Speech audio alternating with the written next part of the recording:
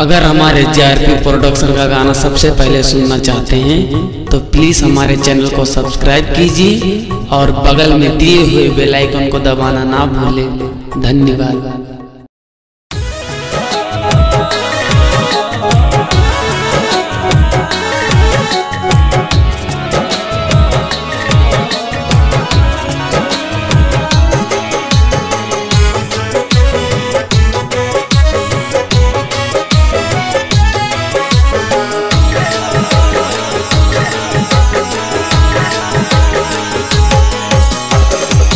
हमने तेरे लिए हो, हमने तेरे लिए दुनिया ही छोड़ी। ओ दिलरुबा तुमने नाटक तोड़ी, ओ दिलरुबा तुमने नाटक तोड़ी। हमने तेरे लिए दुनिया ही छोड़ी, ओ बेवफा तुमने नाटक तोड़ी, ओ दिलरुबा तुमने नाटक तोड़ी।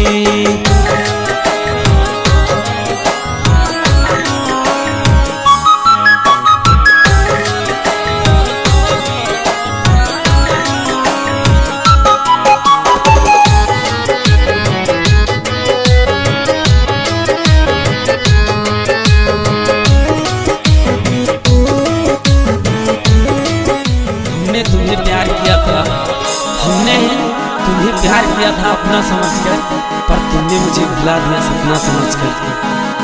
बना के दीवाना मुझको या अपने निगाहों का, कातिल बना दिया वफा के गुनाहों का।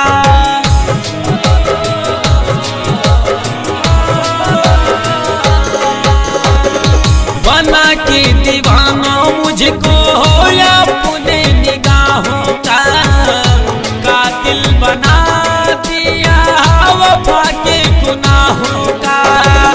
मगर क्या करूं उसने हो,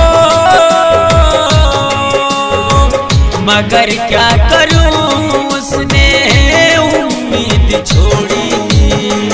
ओ दिलरुबा तुमने नाटक तोड़ी, ओ दिलरुबा तुमने नाटक तोड़ी।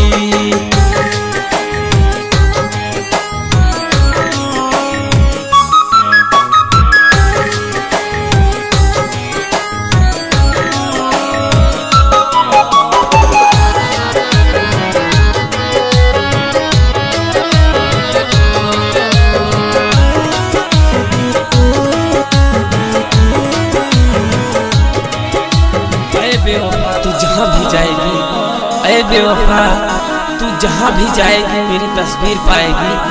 हटाना चाहोगी निगाहों से पर हटा ना पाओगी। सुना था मोहब्बत में तकदीर बनती है, आखिर में दिलबर की तस्वीर दिखती है।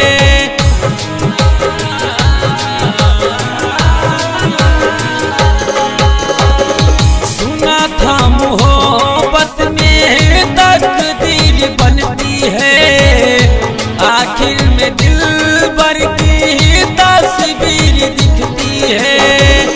सिंगर